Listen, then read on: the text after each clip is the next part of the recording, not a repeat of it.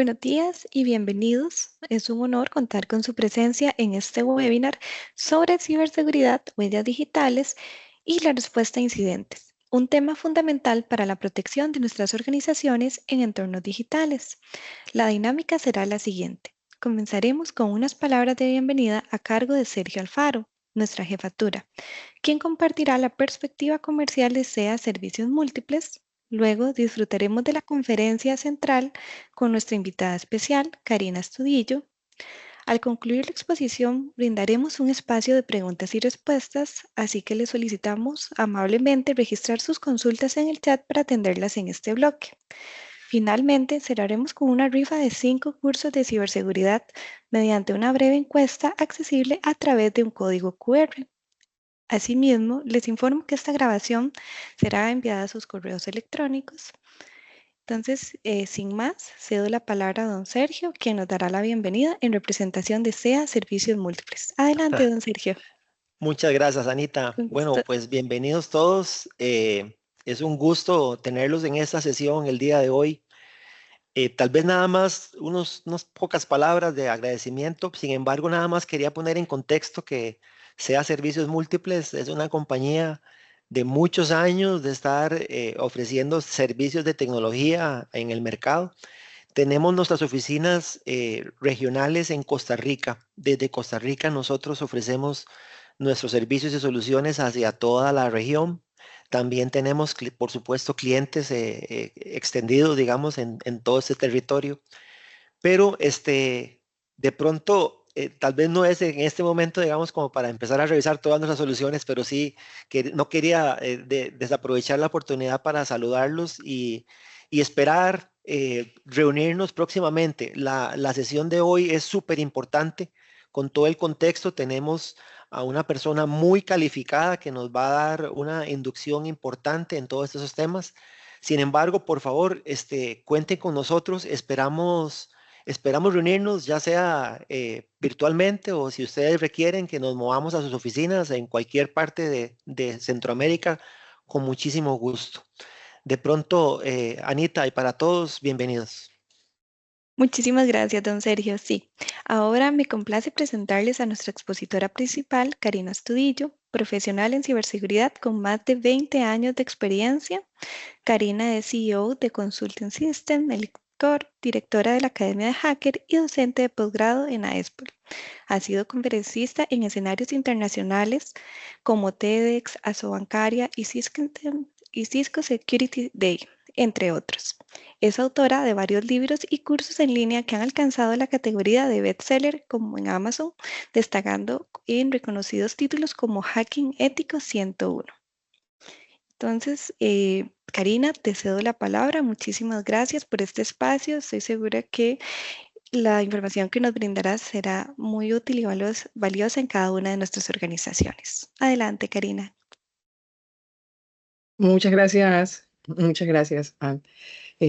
Bueno, antes que nada, muchísimas gracias a SEA Servicios por la invitación. Les agradezco también a todos ustedes por su asistencia, por tomarse el tiempo el día de hoy para asistir a esta charla y espero que esta sea de su agrado. Entonces, sin más preámbulos, continuemos con nuestra charla del día de hoy, la cual es huellas digitales y respuesta a incidentes. Brevemente, les voy a comentar cuál es la agenda que tenemos hoy. Hablaremos brevemente de cuáles son los costos del cibercrimen, en qué consisten estas huellas digitales que pueden dejar un rastro invisible de nosotros en Internet. Hablaremos acerca del ciclo de respuesta a incidentes que nos va a ayudar justamente a prevenir que las ciberamenazas se concreten en ataques que nos puedan causar algún tipo de daño. Vamos a ver mecanismos que nos pueden ayudar a descubrir aquello que otros tal vez no puedan ver.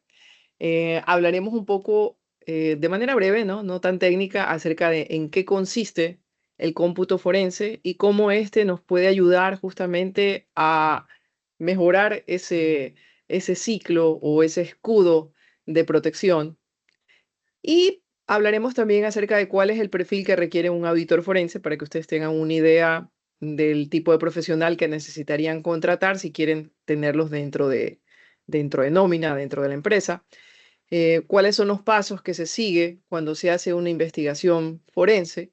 Y por último, les contaré brevemente de uno o dos casos de estudio, dependiendo de cómo nos dé el tiempo, casos reales que han ocurrido en los cuales pues ha sido necesario hacer justamente investigaciones forenses que han tenido impacto sobre las instituciones en las cuales estos eventos se dieron y algunas lecciones aprendidas de estos eventos que nos pueden ayudar a prevenir al interior de nuestras empresas que nos vaya a ocurrir y que luego estemos en las noticias como caso de estudio. Por último, hablaremos de medidas preventivas de manera general y luego de eso haremos las preguntas y respuestas y haremos el sorteo de los cupos de los videocursos, de los cursos, mejor dicho. Si en algún momento tienen una pregunta, no olviden dejarla en la sección de Q&A para que luego podamos revisarlas al final. Miren, estos son unos datos estadísticos que encontré actualizados sobre cibercrimen. Pues van a ver ustedes, y aquí sí me voy a poner los lentes por las letras, van a ver ustedes que el costo del cibercrimen a nivel global, que es este cuadro que está a la izquierda, que dice Cybercrime Projected to Increase Significantly. Este es un cuadro que lo obtuve de la empresa Bright Defense, en el cual tiene datos actuales, o sea, estadísticos, y también proyectados hasta el año 2028, en donde ustedes pueden ver cuáles son los costos del cibercrimen, ¿sí? Estos son datos que ellos los obtuvieron a septiembre de 2023 y sin embargo sus estimaciones para 2024 y 2025 estuvieron bastante correctas, ¿no? Esto está en trillones de dólares, el costo del cibercrimen global en trillones de dólares. Y estuvo bastante cerca del valor exacto en 2024 y 2025. Por lo cual, pues realmente yo creo que tal vez los datos que tienen ellos proyectados para 2028 están bastante cerca de lo real. Y este, en cambio, es un gráfico que obtuve de incidencia de delitos informáticos en Costa Rica. No encontré de 2025, pero sí encontré datos del periodo 2019 a 2023. Y aquí ustedes pueden observar que en efecto esta cifra ha ido en aumento, ¿no? Por supuesto, estos son los datos de incidentes que han sido reportados, ¿no? No todos los incidentes que ocurren se reportan.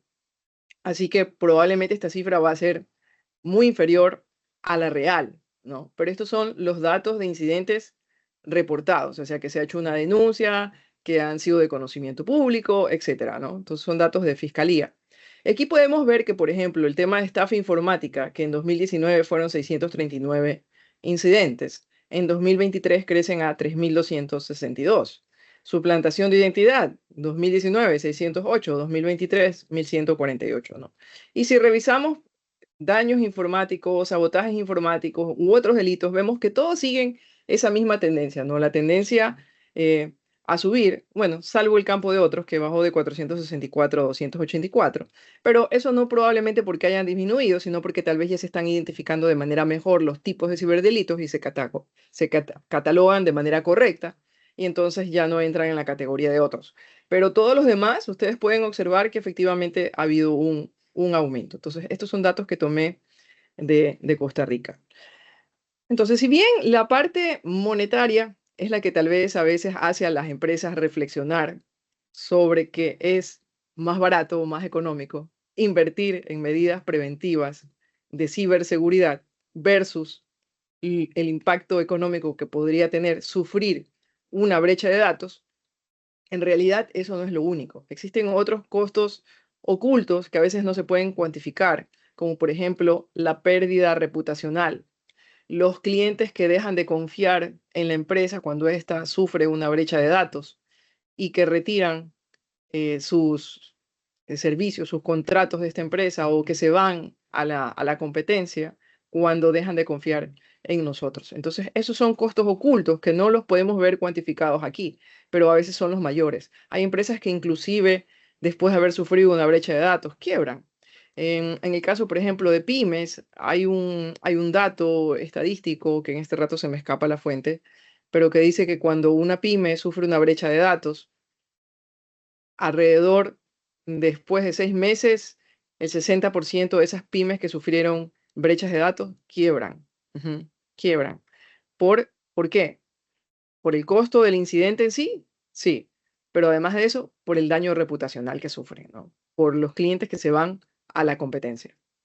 Entonces, por eso este tema es muy importante y es, pues, creo yo, labor de todo C-level, de todo ejecutivo que toma decisiones, de todos los tomadores de decisiones, pues tratar de visibilizar esto al interior de la junta directiva de las empresas, de los accionistas, de las personas que ponen el capital del área financiera y pues hacerles comprender que lo que se invierte en ciberseguridad, en seguridad de la información, es eso, es una inversión, no es un gasto, ¿no?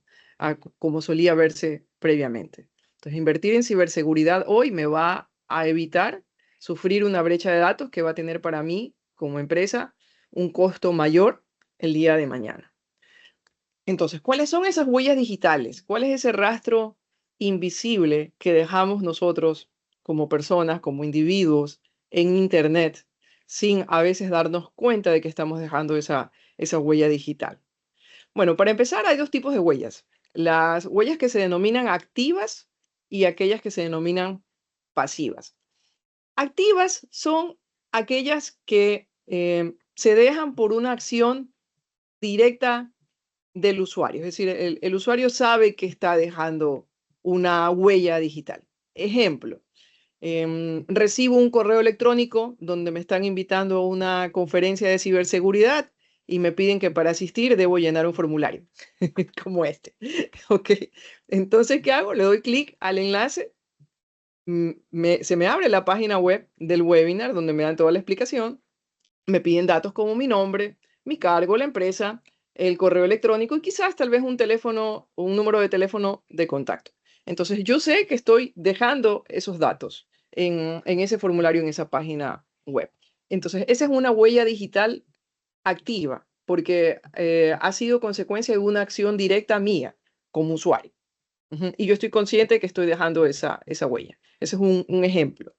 Entonces, el día de mañana, eso significa que la empresa que obtuvo esa información, pues tiene el consentimiento para poder contactarme vía correo electrónico o por teléfono, si es que dejé esa información, para darle seguimiento, por ejemplo, a recordarme que debo asistir al webinar, que el webinar está por empezar, etcétera, o enviarme después de que terminó el webinar las diapositivas que se usaron para la presentación. Ok, y eso está bien, mientras nosotros sepamos que es una página de una empresa confiable, que son datos que yo los estoy dejando con mi consentimiento. Pero a la par que estoy haciendo esto de manera consciente, hay otras cosas que se están generando sin que yo intervenga o al menos sin intervención consciente mía. Por ejemplo, en el momento que visité esa página web donde me pidieron llenar un formulario, o en el momento que entré a Google a hacer una búsqueda, o que entré a Bing a hacer una búsqueda, o que entré a ChatGPT a hacerle una pregunta, o que me descargué un ebook en algún sitio, etcétera. En todos esos casos en los que yo estoy navegando de forma inconsciente, estoy dejando rastros pasivos como por ejemplo la dirección IP desde la cual me estoy conectando, porque esos son datos que los almacenan los web servers en el momento que se hace una conexión. Estoy dejando información como por ejemplo el tipo de navegador que estoy utilizando y a través de elementos como las cookies, que son pequeños segmentos de información que se almacenan en los navegadores para luego poder, y a las cuales tienen acceso los web servers, para luego poder hacer seguimiento de cuando un usuario se vuelve a conectar y tomar ciertas medidas como por ejemplo hacer retargeting, que es lo que ocurre cuando ustedes visitan Amazon. Por ejemplo, ustedes visitan Amazon e incluso si no están logueados en su cuenta de Amazon y ustedes entraron y hoy día se les ocurrió buscar, no sé, por el último iPhone. Ustedes vuelven a entrar a Amazon después de unos días y de repente les aparece en la pantalla propagandas del último iPhone, ¿no? Con descuento exclusivo. Y ustedes dicen, wow, me está leyendo la mente. No, no me está leyendo la mente. Lo que pasa es que dejé una huella pasiva. Dejé en los cookies, dejé mi dirección IP, dejé el tipo de navegador, ¿sí? Y ellos pueden reconocerme, aunque no me haya logueado la siguiente vez que ingreso, y recordar en el histórico que pregunté por iPhone y entonces me muestran anuncios relativos a lo último que yo busqué. Entonces, esas huellas digitales pasivas, ese rastro que dejo por el solo hecho de navegar en Internet, son huellas que se pueden utilizar y que dejan un rastro que luego pueden servir para hacer acciones de marketing que me van a favorecer, por ejemplo, con alguna promo de descuento sobre el iPhone, como en este caso, o no necesariamente tan favorables para mí, como podría ser si entré a un website, a un sitio web de un delincuente, de un ciberdelincuente, por error, entré a una página web maliciosa que yo no sabía que era maliciosa, acepté las cookies, utilicé mi dirección IP real para conectarme porque no estaba usando VPN, no estaba usando software de navegación VPN. Entonces dejé mi dirección IP real y saben desde qué país me estoy conectando, con qué navegador y pueden obtener otros datos, otra información. ¿Ok? Entonces, eso es importante saberlo. Ahora bien, ¿cómo podemos nosotros, de manera proactiva, defendernos contra posibles ciberataques o brechas de datos? Bueno, para esto, lo primero es tener un marco para respuesta a incidentes, ¿sí? Hay dos tipos de empresas. En este momento se me escapa quién dijo esta frase. Las que han sido hackeadas y las que aún no lo saben. Sí. Bueno, no es tanto así, tan drástico. No puede que tal vez no hayamos sido hackeados, pero el punto de esta frase es que hay que prevenir porque no sabemos en qué momento nuestras defensas, por mucho que nos preocupemos de tenerlas, puedan fallar. Hay ocasiones en que invertimos mucho dinero en equipos de protección, como firewalls de próxima generación, en licencias de software, como software antivirus, endpoint protection, sistemas de prevención de fugas de datos.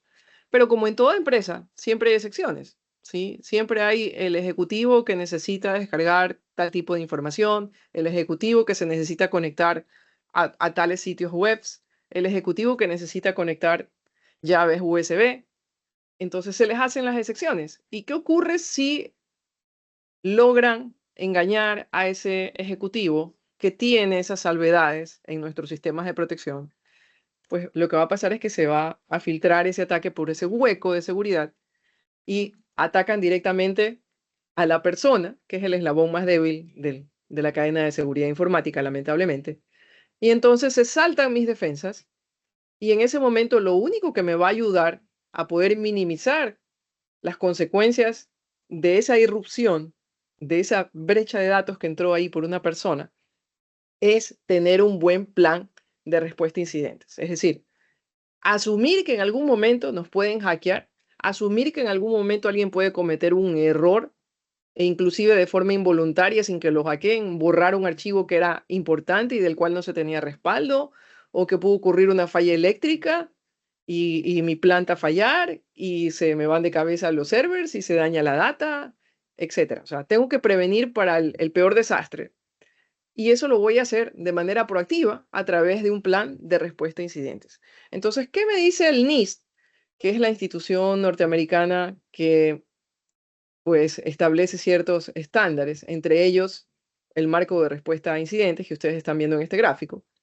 Pues este marco de respuesta a incidentes me dice, el NIST Cybersecurity Framework me dice que primero debo, pues claramente identificar cuáles son los activos de información que para mí como empresa son importantes, cuáles son esos activos críticos de información que son los esenciales para el giro del negocio, para que la empresa pueda generar capital para sus accionistas y que pueda darle valor a sus clientes y que sin esos activos informáticos, pues la empresa puede tener graves consecuencias o puede perder mucho dinero. Entonces tengo que identificar en primera instancia cuáles son esos activos de información.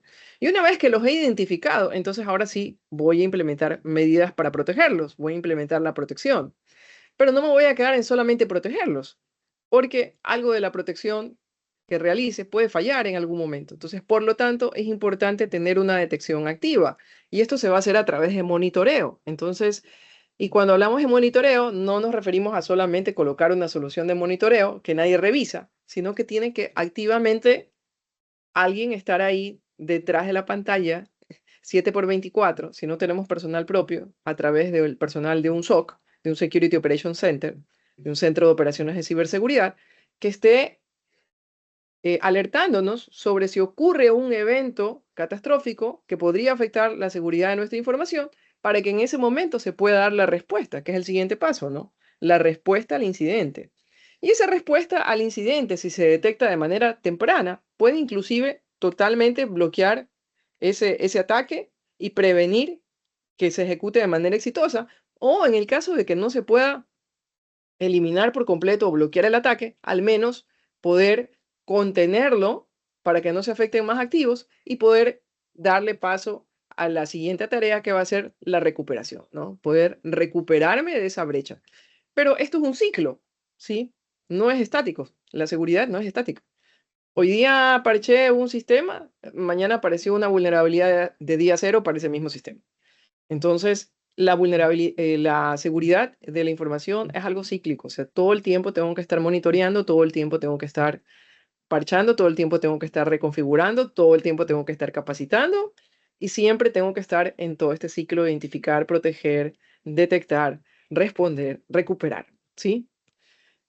En el mejor de los casos, si realizamos una protección y respuesta a incidentes activa, no vamos a tener brechas de datos de las cuales lamentarnos. Pero todo esto requiere esfuerzo, todo esto requiere inversión de tiempo y por supuesto también inversión de capital, porque si bien hay muchas herramientas de código abierto, open source, sin costo, que nos pueden ayudar a implementar muchas de las fases de este marco de seguridad de NIS, pues la realidad nos dice de que hay muchas otras herramientas o equipos que sí hay que adquirirlos y que tienen un costo y que vamos a necesitarlos para poder hacer esta respuesta a incidentes de manera efectiva.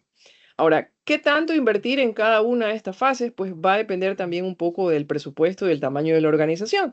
Pero si nos vamos a lo que nos dicen pues los estándares, eh, debo cumplir con lo que se denomina defensa en profundidad, ¿sí? Defensa en profundidad.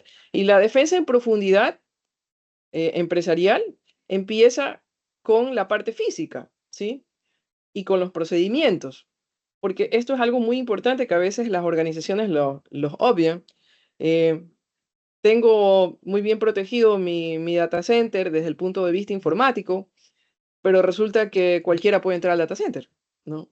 Resulta que no tengo una puerta blindada para ingreso al data center con un código biométrico y que solo las personas autorizadas pueden entrar al data center y entonces puede entrar alguien, no sé, de, de otra área sin mala intención y por ahí mover un cable y desconectarme un servidor importante.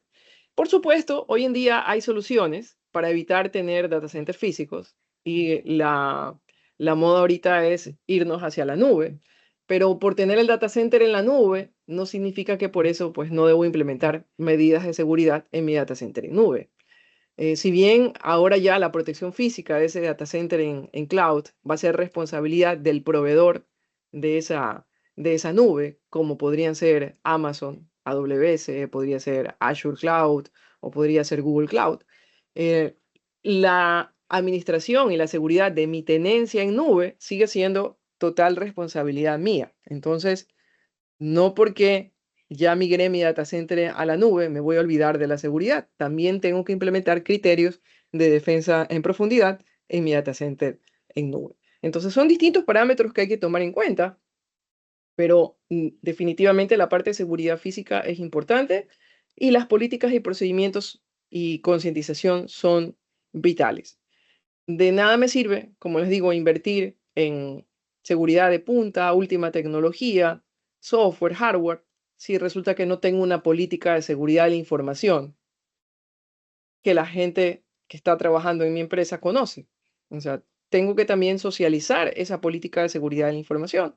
Tengo que darla a conocer, tengo que medir a través de indicadores que esa política de seguridad de la información se está cumpliendo, que la gente, que los colaboradores están siguiendo la política. Y aquí es muy importante que los procedimientos que se documentan sean procedimientos ágiles, procedimientos óptimos, Se debe aprovechar cuando se documentan los procesos para poder optimizarlos e inclusive automatizar algunos de ellos de manera segura para con esto poder mejorar las operaciones de la empresa, pero siempre evitando que haya un mal uso de información por parte de los colaboradores o que se produzca algún tipo de brecha de datos que pueda afectar la información de la organización y, por supuesto, pues mis activos, ¿no? Entonces, estas son las diferentes capas. La capa de políticas, procedimientos y concientización, la capa física, el perímetro típico que se protege con firewalls de próxima generación, haciendo uso de VPNs, etc. La red interna, que también es importante protegerla.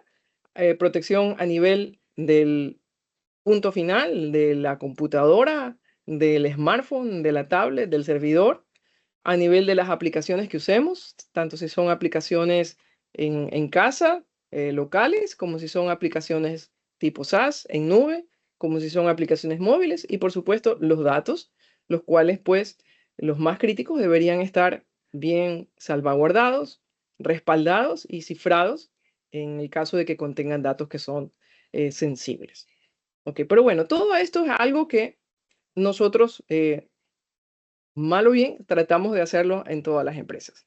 Pero, ¿qué hago si efectivamente, a pesar de que implementó todas estas capas de defensa en profundidad y que estuve monitoreando, ocurrió un evento y por ahí pasó algo, ¿no? Y alguien dio clic en un enlace que no debía ser, tenía privilegios, entró alguien, me robó información, o bien hubo un error humano, alguien borró algo que no debía borrar, etcétera. Y se dio un evento y quiero saber qué pasó, o sea, qué fue lo que pasó con ese evento. Entonces ahí es donde entra el cómputo forense. O sea, el cómputo forense va a ser esa herramienta post-mortem, así tipo CSI, solamente que sin sangre, va a ser CSI Cyber, donde voy a ver ahí qué pasó, cómo pasó, cuándo pasó, quién fue, quién está involucrado, o sea, cuáles son las áreas que están involucradas, quiénes son los responsables. Pero por sobre todo, poder identificar lecciones aprendidas de ese evento que me permitan a futuro evitar que este evento se repita, ¿no? Entonces, el cómputo forense va a ser esa herramienta que me va a ayudar a identificar todos esos elementos de evidencia digital que me van a permitir responder todas estas preguntas. O sea, en primera instancia, ¿qué fue lo que pasó? O sea, ¿cómo fue que se borró la información? ¿O cómo fue que nos hackearon? ¿Cómo fue que se extrajeron los datos? ¿Cómo fue que entró el ransomware si yo tenía un endpoint protection de última generación? O sea, ¿cómo fue que se murió el servidor? O sea, quiero saber qué pasó, cómo pasó, cuándo fue, porque hay ocasiones en que ocurre el evento el día, qué sé yo, hoy, sí, 18. Pero el evento ha sido el 18, pero ¿desde cuándo antes teníamos, por ejemplo, al hacker infiltrado para que ocurriera el evento de publicación de nuestros datos en la red oscura, en la Darknet? Hoy. A la final resulta que cuando hacemos el cómputo forense, la auditoría de cómputo forense, resulta que teníamos al infiltrado desde hace 3 meses. Y en 3 meses había estado haciendo movimientos laterales, había estado entrando poco a poco a diversos servidores, estuvo descargando información a través de canales encubiertos por mucho tiempo, y por eso logró tener terabytes de datos nuestros en la Darknet y ahora pedirnos una recompensa. Pero no es que hoy día entró y hoy día se sacó 3 terabytes de datos y ya lo subió a la Darknet. No, hoy día nos enteramos porque hoy día nos llegó la nota de rescate. Pero ¿cuándo pasó? O sea, ¿cuándo sucedió el evento? Y cuando nos vamos hacia atrás, nos damos cuenta de que teníamos al infiltrado 3 meses atrás en nuestra red y nadie se había dado cuenta. ¿Y quiénes están involucrados? Porque a veces hay temas incluso de personal interno que abrió las puertas, puede que a propósito o sin saberlo, porque cometió un error, porque abrió un correo de phishing, y eso fue lo que abrió la puerta al hacker malicioso para que ingrese a nuestra red. Hay ocasiones en que hay un tercero involucrado, como un proveedor que fue el responsable de que lograran entrar a nuestra red. Y eso ocurre cuando se le da mucha confianza a un proveedor.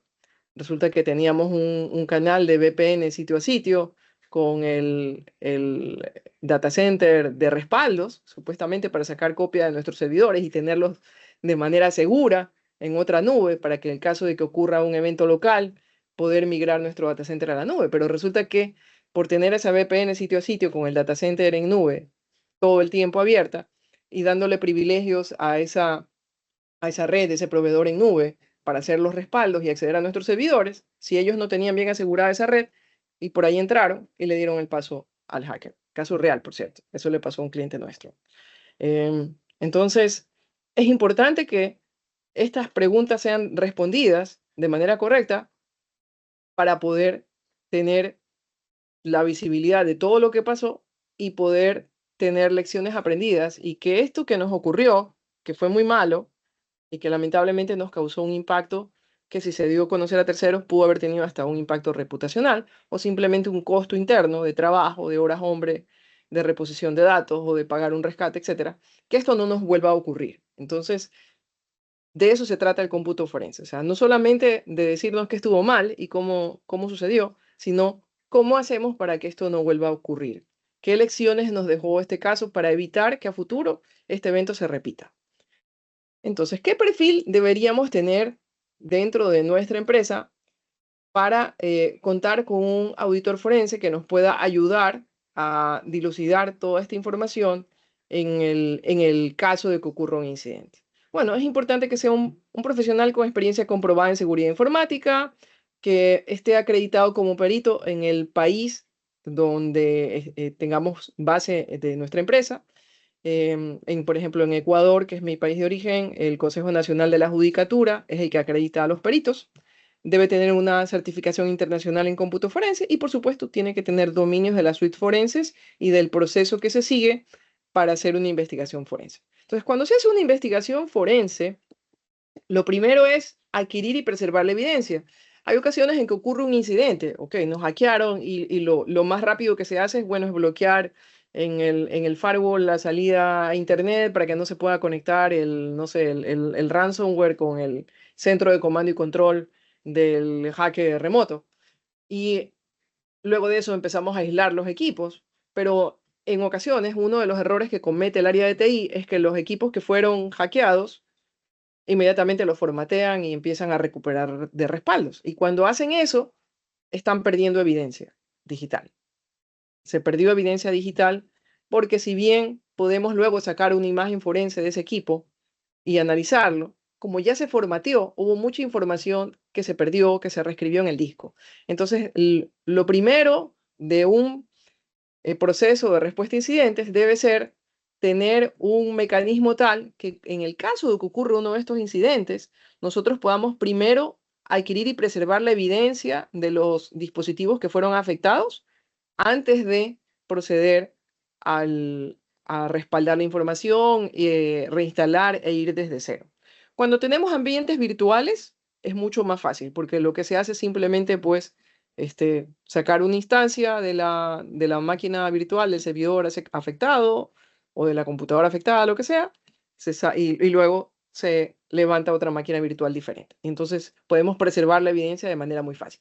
Pero cuando esto ocurre en equipos físicos, ahí es un poco más complejo y por eso es importante que se haga un análisis correcto del procedimiento de respuesta a incidentes para que podamos meter al cómputo forense dentro de él y que esto no nos permita afectar la operatividad y el tiempo de recuperación cuando ocurre uno de estos incidentes. Pero si perdemos la evidencia digital, entonces ya no vamos a poder tener información fehaciente de cómo ocurrió el evento y de qué hacer para que este no se repita.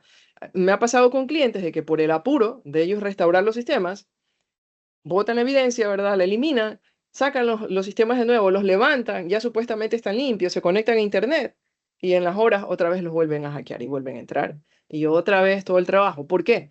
Porque no se tomaron el tiempo de analizar qué pasó y cómo pasó, ¿sí?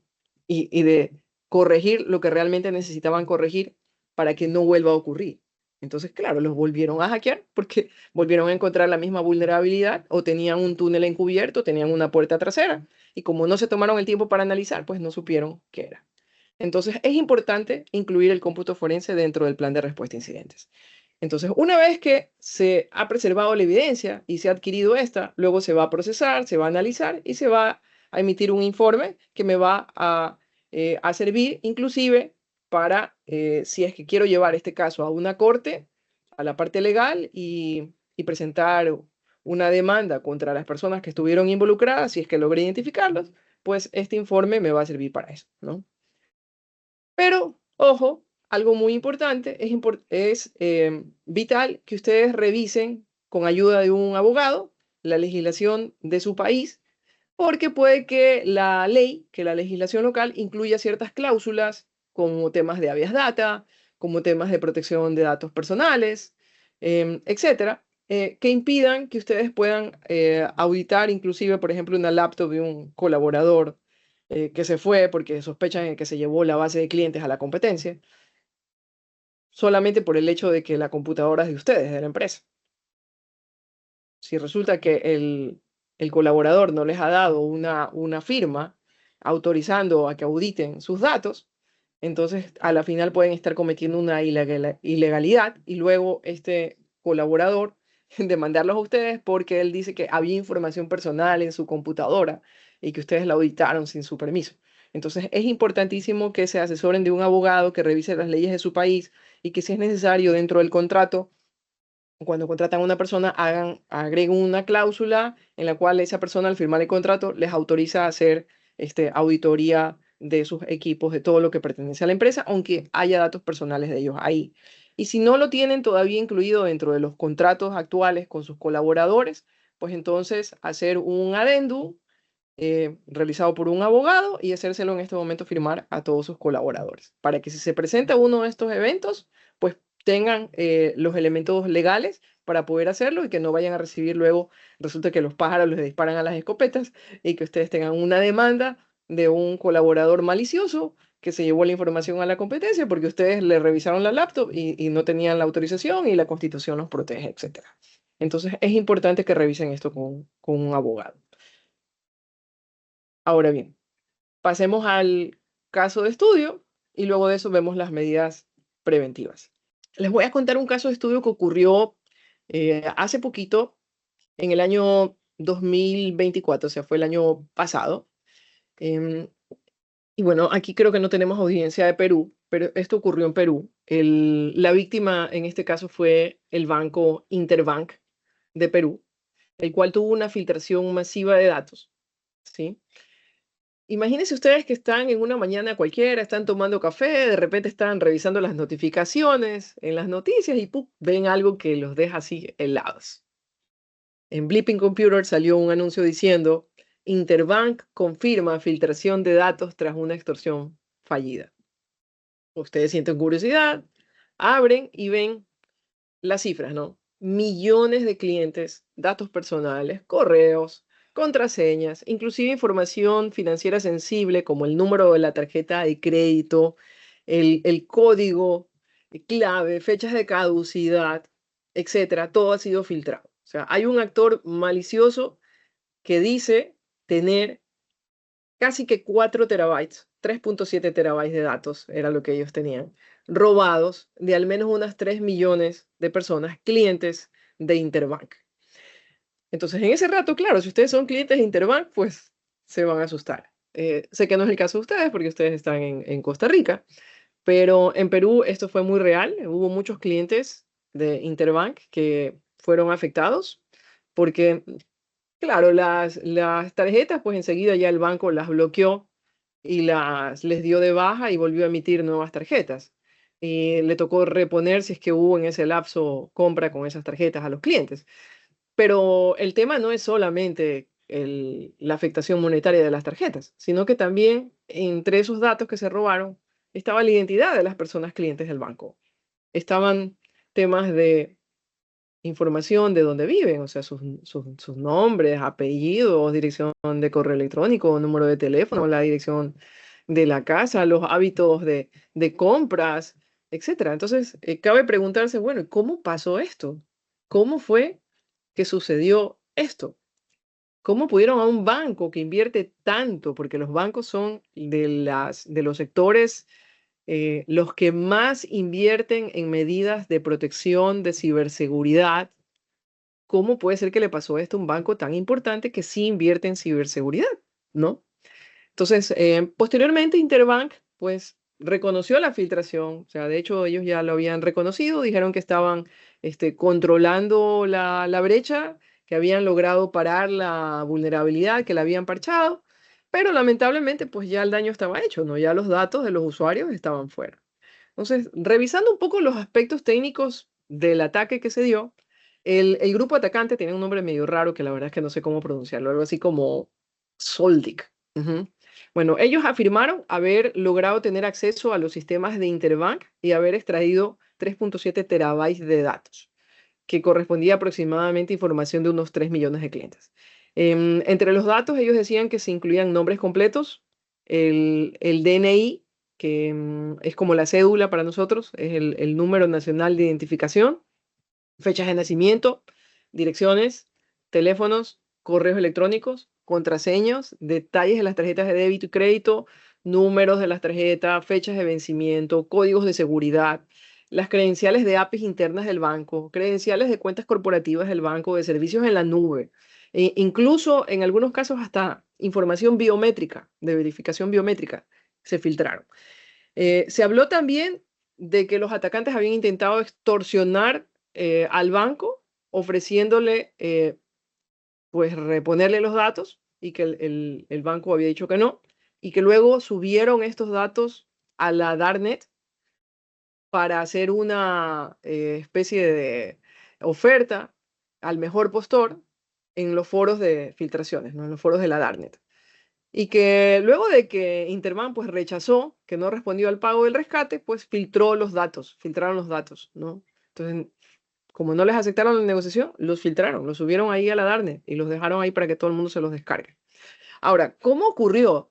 Si bien Interbank no dijo esto directamente, la información pública que el banco ha dado, o sea, no especifica con certeza qué fue lo que pasó, si fue un phishing, si fue una vulnerabilidad de la aplicación, si fue un fallo en la configuración de seguridad, si tal vez fue una brecha en alguna API o tal vez credenciales comprometidas a algún usuario. O sea, esto no se ha divulgado públicamente. Sabemos que se hizo un análisis forense muy detallado porque cuando ocurren estas brechas de datos, sobre todo en instituciones bancarias, la entidad reguladora, que en Ecuador es la Superintendencia de Bancos, en Perú hay una entidad similar, ellos les piden realizar un análisis forense detallado por una consultora externa confiable, ¿no? Entonces hay reportes que se han dado por ahí a conocer de terceros que dicen que efectivamente el actor consiguió a través de phishing contraseñas y credenciales de un ejecutivo, ¿no? Entonces, eso fue lo que pasó, o sea, utilizaron credenciales comprometidas ya existentes. ¿Qué más es lo que sabemos de este caso? Bueno, que los atacantes intentaron negociar con la institución y al no obtener lo que pedían, pues entonces en retaliación divulgaron los datos y los subieron a la Darknet. ¿Qué podemos aprender de este caso?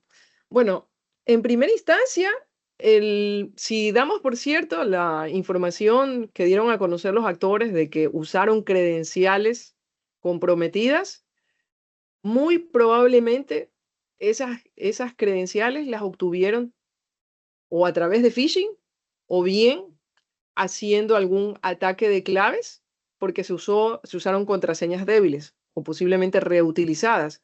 Porque recuerden ustedes que en ocasiones un error que cometen los colaboradores de una empresa es que usan el email corporativo para loguearse en redes sociales, como por ejemplo LinkedIn. Nosotros cuando hacemos Open Source Intelligence para nuestros clientes, cuando hacemos OSINT, lo primero que hacemos es ir a LinkedIn y buscar ejecutivos y utilizar herramientas de escarbado, ¿sí? Para poder recuperar las direcciones de correo que utilizan en LinkedIn y nos encontramos que utilizan en muchos casos la dirección de correo corporativa. Entonces, ¿qué ocurre? Hay usuarios que por desconocimiento o por pereza le ponen la misma clave que utilizan para ingresar a la intranet o para ingresar al correo web, al webmail corporativo de la empresa, a la red social. Entonces tienen una sola clave. Y si la cuenta de correo es la corporativa, entonces ya tengo el usuario y ya tengo la clave. Entonces, si hubo una brecha en ese tercero, para este ejemplo, LinkedIn, y esa dirección de correo y esa clave se filtró en esa brecha de terceros, un actor malicioso podría tomarlo para ver si le funciona la misma clave para ingresar al webmail o para ingresar a extranet, etcétera. Y en este caso, pues estamos teniendo un fallo de seguridad debido a este error. O bien porque no se utilizaron criterios de complejidad de contraseñas y se pudo hacer un ataque de claves contra algún servicio, o bien porque un usuario cayó en un engaño de ingeniería social. Entonces, por eso es que es muy importante utilizar autenticación multifactor, ¿no? De carácter obligatorio para todos los empleados. Y crear una política de seguridad de la información en la empresa en donde tengamos un apartado del buen uso de la red, del buen uso del Internet, del buen uso del correo electrónico, en donde se prohíba explícitamente que un usuario utilice su dirección de correo electrónico corporativa para poder loguearse como usuario, como user, en redes sociales, etcétera, correos que sean externos a la empresa, ¿sí? Eso es algo que debe estar como parte de la política de seguridad de la información corporativa. Implementar siempre el rol de acceso mínimo, de menor privilegio, hacer auditorías, monitoreos continuos, Zero Trust, rotación de contraseñas, doble autenticación, etcétera, ¿no? Mantener seguridad en las APIs, en los servicios en nube. Esto también es importante. Por ejemplo, si tengo credenciales de Azure, APIs internas, etcétera. Es importante configurar seguridad de infraestructura en los servicios de nube, aplicar todos los criterios de defensa en profundidad a la nube, hacer monitoreo constante, hacer un plan de respuesta a incidentes y probarlo, hacer pruebas regulares, proteger los datos sensibles que tenemos en nuestras bases de datos, mantenerlos cifrados, datos de biometría, cuando hay reglamentos de protección de datos personales, es inclusive a veces lo más juicioso es no utilizar datos de biometría para autenticación, sino utilizar contraseñas con doble factor y excluir la biometría en países donde hay reglamentos de protección de datos. Pero si los tenemos, igual deben estar cifrados en reposo, ¿no? Y en tránsito, pues deben transmitirse a través de canales cifrados. Y siempre, siempre estar en cumplimiento constante con lo que nos dice el gobierno, con lo que nos dicen las regulaciones, con lo que nos dice la supervisión, con lo que nos dice la entidad de control, etcétera, ¿sí? Entonces, bueno, brevemente, este es un caso real que pasó en Perú el año pasado. Pero no todos estos casos les ocurren a bancos, ¿no? Entonces, así como han ocurrido filtraciones de brechas de datos en bancos, también han ocurrido en muchos otros sectores, o sea, en el sector de salud, en el sector gobierno, en el sector comercial, etcétera, ¿no? Y por último, para terminar ya con el bla, bla, bla y dar paso a las preguntas, unas recomendaciones preventivas adicionales o globales para recordarles qué deberíamos implementar.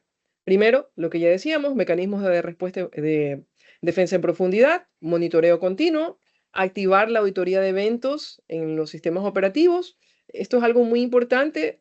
Una de las cosas con las que nos topamos a diario cuando hacemos auditorías de cómputo forense en los PCs de usuarios que han salido de la empresa por alguna razón, es que resulta que cuando vamos, nos dicen, no, es que se me llevó la base de datos en un pendrive.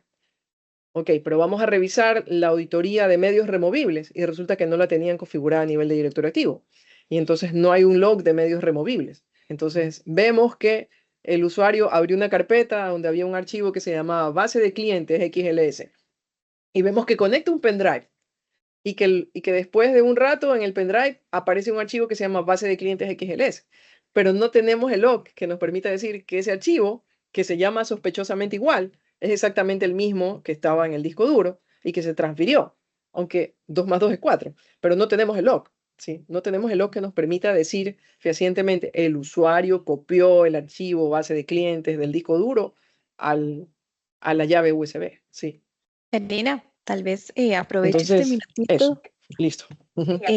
Vieras que nos están Sí. pidiendo que por favor también nos hables del otro caso que tenías preparado. Está sumamente interesante la charla y si les parece conveniente, pues las preguntas las podemos enviar ya sea por el código, nos las pueden enviar por correo o podemos agendar sesiones con nuestros asesores y así podemos discutirlo. Pero en este momento sí nos están pidiendo que por favor nos hables del otro caso. Ah, ok. Súper. Está bien, bueno, no hay problema, seguro, con todo gusto. Ah, ¿les gustó la narrativa? Sí, exactamente, súper interesante. Muchas gracias. A sacar el popcorn. Ok. Bueno, este es un caso de Costa Rica y que seguramente, bueno, no sé si hay personal aquí de gobierno en este momento, pero si tenemos personas de gobierno, tal vez incluso lo vivieron porque fue hace unos 3 años atrás. Fue el ciberataque que realizó el grupo Conti y también el grupo Hive al gobierno de Costa Rica en el año 2022, ¿sí? Y bueno, esto fue en abril del 2022, ¿sí? Y yo me acuerdo que yo estaba siguiendo las noticias de ciberseguridad en Latinoamérica, porque siempre estoy tratando de ver qué es lo que está pasando y siempre ando buscando. Tengo una alerta en Google cuando ocurren brechas de datos, entonces me avisa por correo electrónico Google y me pongo a leer. Y entonces me encontré justamente que pasó algo impensable, ¿no? Un ataque masivo al gobierno, o sea, casi como 30 instituciones estatales fueron comprometidas, entre las que recuerdo estaban Hacienda, me parece que estaba también Seguridad Social, creo que estaban las aduanas, incluso hasta los servicios meteorológicos, si no me equivoco, habían sufrido o habían sido parte del ataque. Hubo sistemas caídos, declaraciones de impuestos suspendidas, importaciones paralizadas, inclusive temas de atención médica que también requerían de estos sistemas y que no podían conectarse. El grupo que se responsabilizó por el ataque en primera instancia fue el grupo Conti. Y de lo que se supo al público, ellos habían exigido 10 millones de dólares para no filtrar la información robada. Y luego de eso vino un segundo grupo, el grupo Hive, que fue el que afectó al sistema de salud, ¿sí? Entonces, se habían robado bancos de datos, habían instalado ransomware, que es un software malicioso que cifra datos, o sea, habían cifrado datos de servidores. Habían hospitales que pues estaban prácticamente que no podían utilizar sus estaciones, impresoras que no tampoco se podían utilizar para imprimir, cuentas de correo que habían sido violadas. Entonces, incluso, si no me equivoco, y ustedes me corregirán, me parece que hubo una declaración de estado de excepción, de emergencia, una cosa así. Y hubo pedida de ayuda internacional por parte del gobierno de Costa Rica, porque estaban perdiendo millones de dólares porque los servicios estaban incapacitados. Entonces, pues en realidad fue un ataque bastante duro, del cual fue difícil recuperarse, pero lo lograron hacer. Ahora, ¿cuáles fueron los aspectos técnicos del ataque? El grupo que se responsabilizó es el grupo Conti, ¿no? Este grupo fue el que primero dijo, sí, yo soy el responsable del ataque, luego apareció el grupo Hive, dijo, no, nosotros atacamos a los sistemas médicos. El ataque ocurrió en abril del 2022. El primero que fue afectado fue el Ministerio de Hacienda y otros organismos, me parece que la Administración Tributaria, porque para nosotros eso se llama SRI, Servicio de Rentas Internas, pero para ustedes creo que es Administración Tributaria, me parece que le llaman. También el sistema aduanero, que fueron los primeros que quedaron fuera de servicio. Incluso de lo que recuerdo, la Caja Costarricense del Seguro Social también había sido afectados. Hubo un sistema que usan ustedes que recuérdenme, creo que se llama expediente digital, algo así, expediente digital de salud, que había sido afectado. Había un sistema de recaudación que había sido afectado. Em, ¿Cómo se infiltraron? Usando ransomware. O sea, efectivamente el mecanismo de ataque fue ransomware y para infiltrar ransomware, pues hay diversos mecanismos y el principal es phishing, ¿no? Enviar un correo electrónico falso a alguno de los usuarios o a varios usuarios, el que cayó dio clic en el link, se descargó el ransomware, el Endpoint Protection no reconoció como malicioso este software, lograron penetrar, infiltraron el ransomware y luego de eso lo que hicieron fue empezar a sacar datos, extraer datos sensibles como correos, declaraciones de impuestos, declaraciones fiscales, información de los contribuyentes, datos aduaneros, etcétera. O sea, alrededor como de 1 terabyte de datos es lo que se conoce de este caso que se extrajeron estos actores maliciosos. Aparte de eso, realizaron defacement, que es cambiarle la página web principal a un sitio con un mensaje del grupo diciendo que habían atacado exitosamente el sitio, ¿no? E interrumpieron servicios críticos, o sea, fue terrible porque se interrumpieron sistemas de aduana, sistemas de salud, sistemas de servicios fiscales. El vector inicial de ataque definitivamente se piensa que fue correo electrónico con phishing, ¿no? Aunque no todo es público, o sea, el gobierno no reveló todo, pero sí hubo un costo técnico de paralización, tuvieron pérdidas millonarias, sobre todo se afectaron terceros, porque al estar la aduana entre los sistemas afectados, pues hubo importaciones, exportaciones que se demoraron, impuestos que no fueron recaudados a tiempo, trámites que hubo que suspender. Entonces hubo una afectación bastante fuerte. Sin embargo, yo creo que el gobierno costarricense aprendió bastante de esto, ¿no? Uno, que es importante tener planes de continuidad operativa, que es importante tener respaldos fuera de sitio, ¿no? Tener incluso planes manuales de operación cuando un sistema digital falla, ¿sí? Es importante hacer simulacros regulares de respuesta a incidentes, es decir, estar preparados por si se presenta este tipo de caos. Otra lección es que es importante tener segmentación de redes y control de privilegios, es decir, no porque seamos el gobierno y tengamos relación entre sí el ministerio y que el seguro social y que los hospitales, no significa que por eso deben estar en la misma red. O sea, debe haber una interconexión, pero a su vez debe haber una segmentación y debe haber mecanismos que permitan controlar el flujo de información para poder aislar un sistema crítico, como por ejemplo la salud o la recaudación de impuestos o la aduana, si es que otro elemento del sector gobierno, como qué sé yo, el ministerio X y Z, es afectado, ¿no? Y que si a ellos se les metió ransomware, pues que ese ransomware no nos llegue a nosotros. Entonces es importante tener esa segmentación, tener ese control de privilegios, tener una autenticación fuerte, tener un monitoreo continuo. Es importante capacitar a los usuarios para que puedan identificar y que puedan darse cuenta cuando se trata de un correo falso, que no den clics en enlaces así por hacerlo, que reconozcan qué es el phishing, qué es ingeniería social, que se implementen factores de autenticación adicionales, que se haga una renovación de credenciales de manera periódica, que los datos sensibles estén cifrados, que haya respaldos fuera de sitio, aunque creo que eso ya lo dije.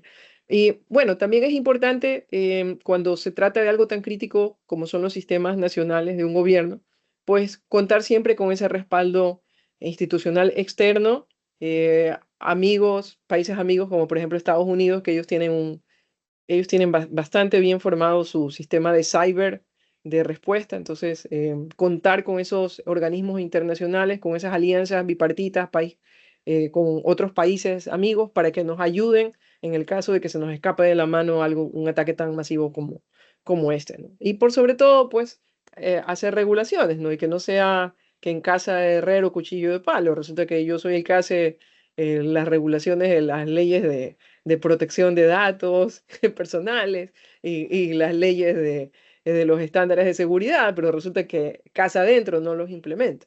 Entonces es importante que parte de la inversión pública se destine a fortalecer las capacidades tecnológicas de las distintas instituciones, que se tenga pues un CECIR nacional, que sea el que esté en constante monitoreo, que esté capacitando a las distintas instituciones que forman parte del gobierno, y que se hagan estas campañas de concientización de información de manera frecuente. Sí, ok, bien. Y bueno, para finalizar, pues, no sé si tienen ahora sí alguna pregunta puntual. Ujú. La primera pregunta dice lo siguiente. La empresa puede realizar pruebas internas e identificar cuáles de sus colaboradores realmente son vulnerables al hacer clic y darles capacitaciones. Sí, claro, para eso existe un tipo de servicio que se llama campañas de ingeniería social, que se pueden ejecutar en cualquier empresa, con el consentimiento, por supuesto, de la empresa como tal, en lo cual se simulan campañas de phishing y campañas de spear phishing, o sea, phishing dirigido, phishing masivo y phishing dirigido. Y vemos si es que los usuarios abrieron el correo, si le dieron clic, si ingresaron datos en el formulario, y eso lo reportamos en un informe y les damos recomendaciones de remediación. Se pueden hacer campañas de phishing puntuales o podemos hacer campañas de phishing este, incluso de forma mensual, semestral, etc. Todo a través de SEA. Súper. ¿Se puede aplicar inteligencia artificial para detectar huellas digitales en tiempo real? ¿Es correcto? Sí. Sí, sí se puede hacer. Ok, Existen perfecto. distintas herramientas para hacer este monitoreo en tiempo real. Y bueno, si les interesa hacer un demo, pues pueden contactar con SEA Servicios y con gusto les podemos hacer una demostración. Ok, nos preguntan además, ¿qué tipo de soluciones me recomiendan en caso de tener dudas del estado de seguridad de mi organización? Bueno, lo primero sería hacer un diagnóstico inicial. Se podría hacer un análisis de vulnerabilidades o una prueba de intrusión externa e interna para poder identificar si existen vulnerabilidades informáticas que deban ser corregidas y poder emitirles un informe de recomendaciones para poder remediar esas vulnerabilidades. Ese podría ser un primer tipo de diagnóstico. Em, Eso siempre que ustedes ya hayan implementado medidas de ciberdefensa. Si ustedes saben que les faltan implementar medidas de ciberdefensa, entonces hacer ese tipo de diagnóstico no tiene mucho sentido porque ya saben ustedes cuál va a ser el resultado. El resultado va a ser terrible, ¿no? Entonces, en esos casos es mejor más bien empezar con una asesoría para fortalecimiento de la ciberseguridad. Y ahí se podría hacer otro tipo de consultoría. Se podría hacer, por ejemplo, una arquitectura de red segura para revisar cuál es la arquitectura actual de su red y proponerles mecanismos de defensa en profundidad a corto, mediano, largo plazo para que fortalezcan la seguridad de su red. Y luego de eso, de que ustedes hayan hecho la implementación, entonces ahora sí ya se pueden hacer pruebas para evaluar si lo que se ha implementado, pues efectivamente ha surtido efecto. Eso desde el punto de vista, digamos que tecnológico. Desde el punto de vista de procesos, también es importante que a la par ustedes hagan un gap análisis de sus procesos y políticas de seguridad de la información. De igual manera, si resulta que no tienen en este momento implementada ninguna política, o tienen la política, pero está escrita ahí en el papel, está cogiendo polvo, o polvo digital en el caso de que la tengan en formato digital, pero nadie está siguiendo la política, no tienen ustedes un sistema de gestión de seguridad de la información que con indicadores les permita medir si la política se está cumpliendo. Entonces ahí tampoco no tiene sentido hacer un análisis gap. Lo que cabe en este caso es empezar por levantar sus procesos, documentarlos, crear la política y luego de eso, ahora sí, implementar el sistema de gestión de seguridad de información. Entonces, va a depender mucho de cada caso. Claro, perfecto, no, más bien, muchísimas gracias, Karina, por la respuesta. Vamos a ver, esta siguiente pregunta dice, ¿cómo identificar ante una llamada telefónica que el cliente con el que estoy interactuando no es un personaje de IA? En este momento, todavía uno se puede dar cuenta, pero ya se está volviendo cada vez más complejo y yo pienso que en un año más o dos, cuando mucho, no vamos a poder identificar así solamente con ver y con oír si estamos hablando con una IA o estamos viendo a una IA, porque de hecho ahorita hay un software que yo uso que me permite hacer en tiempo real el reemplazo de mi rostro por un avatar digital, ¿sí? Que se llama Magic AI. Y este software permite en tiempo real cambiar mi rostro por el de alguien más. Y también permite cambiar en tiempo real la voz por el de alguien más. De modo que en esta charla, si yo hubiese querido, podía haberme cambiado la cara. Pero claro, previamente tenía que haber configurado a la IA para que entre en el chat. Pero se puede hacer. Y de hecho ya ha habido casos de estafas con este tipo de engaños en los cuales se hace un cambio de voz o se hace un cambio visual de la persona. Hubo una empresa en la cual al CFO o al gerente financiero lo engañaron haciéndose pasar por el presidente de la empresa y le hicieron transferir el dinero a una cuenta del exterior para un supuesto proyecto urgente que necesitaba la empresa. Y se robaron millones de dólares esta empresa. Salió publicado a inicios de este año que sucedió. Entonces es bastante difícil en este momento uno solito decir, es IA. Lo que va a suceder es que así como se están creando aplicaciones para hacer, ¿cómo se llama esto? Face swap, cambio de caras y de rostros y cambio de voz, voice swap, van a haber desarrollo de aplicaciones que me van a permitir hacer identificación de IA, de modo que yo pueda tenerlas instaladas en el computador y en el teléfono para que cuando reciba una de estas llamadas en donde se está haciendo uso de inteligencia artificial, a través de la detección de ciertos temas que a los humanos se les escapan, pero que a otra inteligencia artificial no, como por ejemplo los movimientos, que el rango de la voz, que la modulación, etcétera, poder identificar si estoy hablando con una persona real o si estoy hablando con una IA. Pero mi predicción es que va a ser bastante difícil. Esto va a ser algo así como el gato y el ratón. O sea, sale la versión que detecta y sale la versión que elude a la que detecta. Sale la nueva versión que ahora detecta y así. O sea, y el juego del gato y el ratón, como en el Endpoint Protection. Sale el malware y luego sale la firma para el malware y así. Ujú. Súper interesante, sí, va a ser todo un reto, una adaptación a esta nueva tecnología. Yo creo que va evolucionando supremamente rápido, ¿verdad? Entonces ha sido toda una experiencia y va a ser todo un reto también para todas las organizaciones. Eso. Muchísimas gracias a todos, muchísimas gracias, Karina.